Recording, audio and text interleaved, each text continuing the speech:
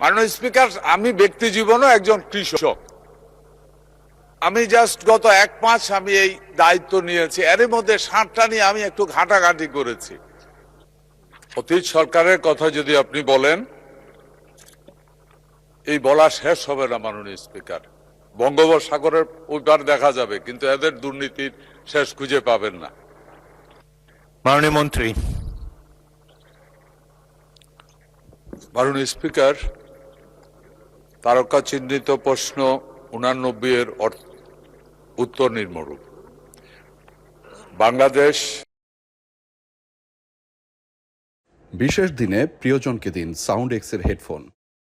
একটি কৃষি নির্ভর দেশ। দেশের জনগণের খাদ্য নিরাপত্তা নিশ্চিতকরণ, কৃষকের জীবনমান উন্নয়ন, অর্থনৈতিক প্রবৃদ্ধি অর্জন, কৃষিকাজে সহায়তা করার লক্ষ্যে বাংলাদেশ সরকার বিভিন্ন বাস্তবমুখী ও যুগ উপযোগী পদক্ষেপ গ্রহণ করেছে।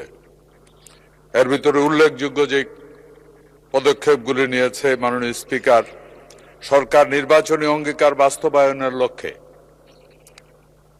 ফ্রি পাইলটিং পর্যায়ে কেবলমাত্র ভূমিহীন, প্রান্তিক, ক্ষুদ্র শ্রেণী কৃষককে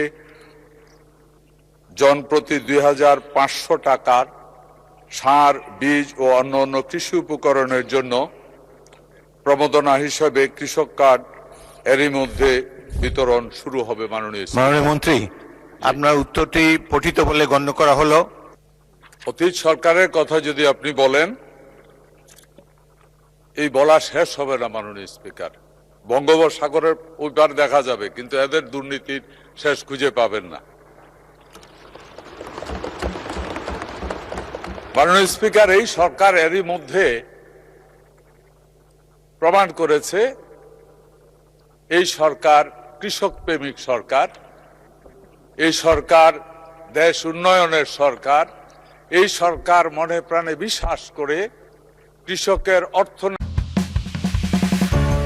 মায়ের মমতা আমি বুঝি, মমতা আটা ময়দা সুচি, সাথে গুণগত মানে অতুলনীয়। অর্থনীতি চাঙ্গা হলে দেশের অর্থনীতি চাঙ্গা হবে। এর মধ্যে অনেকগুলি কর্মসূচি নিয়েছে। আপনারা দেখেছেন 10,000 টাকা কৃষি ঋণ মওকুফ। এটা যুগান্তকারী সিদ্ধান্ত মাননীয় স্পিকার। ওই এলাকাতে যে সমস্ত কাজ মাননীয় সংসদ সদস্য যা বলেছেন, আমরা এ ব্যাপারে খবর নিয়ে দেখব। এই মুহূর্তে আমার কাছে সঠিক তথ্যটুকু নেই, তবে এ ব্যাপারে আমি লিখিতভাবে ওনাকে জানাবো। শুধু এইটুকু বলতে পারি, এই সরকার এই মুহূর্তে খুঁজে খুঁজে বের করছে যে কোথায় কৃষকের ডেভেলপমেন্টের জন্য কি করতে হবে, সেটাই এই সরকার করবে ইনশাআল্লাহ। এবং কুষ্টিয়া কৃষির জন্য অত্যন্ত উন্নত মানের একটা জায়গা, ওইখানে সয়েল খুব উন্নত। আমরা ওইখানে সবচেয়ে বেশি নজর দেব ইনশাআল্লাহ। মাননীয় স্পিকার, কৃষি পণ্য ক্রয়ের ব্যাপারে বিশেষ করে মাননীয় সংসদ সদস্য কথা বলেছেন পেঁয়াজের ব্যাপারে। মাননীয় স্পিকার, আপনার মাধ্যমে মাননীয় সংসদ সদস্য সহ এই পবিত্র সংসদের সবাইকে একটা সুন্দর নিউজ আমি জানাচ্ছি। সেটা হলো, এই সরকার এরই মধ্যে বিশেষ করে পেঁয়াজ স্টোরেজ করার জন্য একটা নতুন পদ্ধতি উদ্ভাবন করা হয়েছে। এটাতে খুব একটা ইলেকট্রিসিটি লাগে না। এতে করে পেঁয়াজ প্রায় 3 মাস পর্যন্ত আপনি স্টোরেজ করতে পারেন এয়ার পাসিং এর মাধ্যমে। এরই মধ্যে বাংলাদেশ গভর্নমেন্ট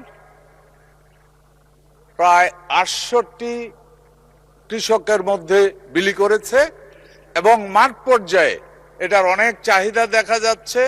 আমরা এরই মধ্যে আলোচনা করেছি আমাদের কৃষি মন্ত্রণালয়ে, আগামী দিনে এটাকে আরো বাড়ানো যায় কিনা। তাহলে অন্তত একটা জিনিস হবে মাননীয় স্পিকার, এই পেঁয়াজের ঝাঁজ নিয়ে আর বাংলাদেশের মানুষকে কষ্ট করতে হবে না।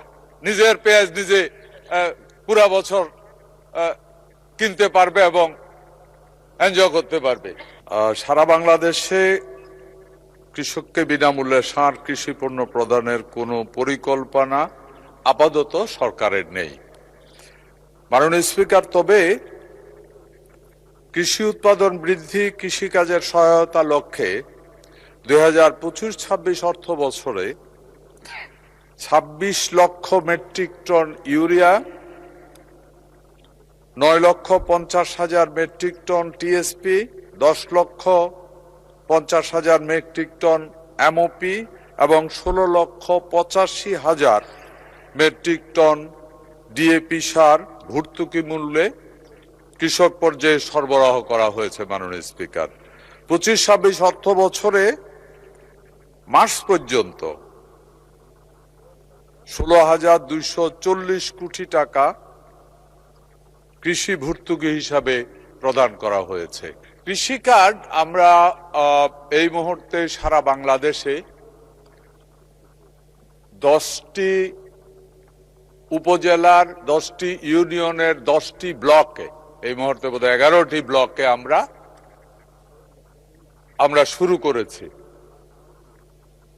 আমরা এটা শুরু করেছি, এটা পর্যায়ক্রমে আমরা এটা শুরু করার পরে আমরা বুঝতে পারবো এটার ভিতরে আমরা চাই অনেক কিছু অ্যাড করবে ডে বাই ডে। কৃষির অনেক তথ্য এই কৃষি কার্ডের ভিতরে আসবে, উৎপাদন, বিক্রি সবকিছুই এর ভিতরে থাকবে। নিয়ে আসবো আমরা পর্যায়ক্রমে, এটা ইউনিয়ন এবং উপজেলা পর্যায়ে হবে। মাননীয় স্পিকার, মাননীয় সংসদ সদস্য যেই বক্তব্য দিয়েছেন আমাদের সারের ব্যাপারে,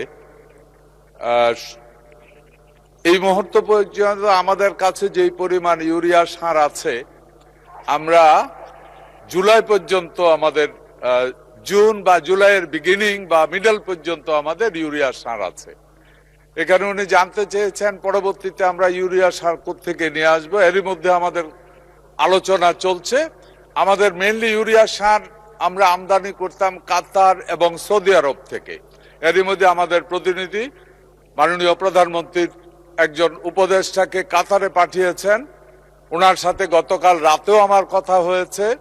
আমরা আশা করি খুব দ্রুত আমাদের যুদ্ধের মধ্যে আমরা আলোচনা চলছে যে আমাদের ওই বিতর্কিত যে জায়গাটুকু আছে ওইখানের ভিতরে এর মধ্যে আমাদের তেলের ট্যাঙ্ক যেহেতু ছেড়ে দিচ্ছে, আমরা আশা করি আমাদের সারের জাহাজও ছেড়ে দেবে, সার নিয়ে খুব বড় ধরনের সমস্যা হবে না। ওনার দ্বিতীয় যে প্রশ্নটা ছিল আমাদের ইউরিয়া ছাড়া বাকি যে সারগুলি প্রাইভেট সেক্টরে ইম্পোর্ট। মাননীয় স্পিকার, আমি জাস্ট গত 1 মাস আমি এই দায়িত্ব নিয়েছি, এর মধ্যে সারটা নিয়ে আমি একটু ঘাটাঘাটি করেছি।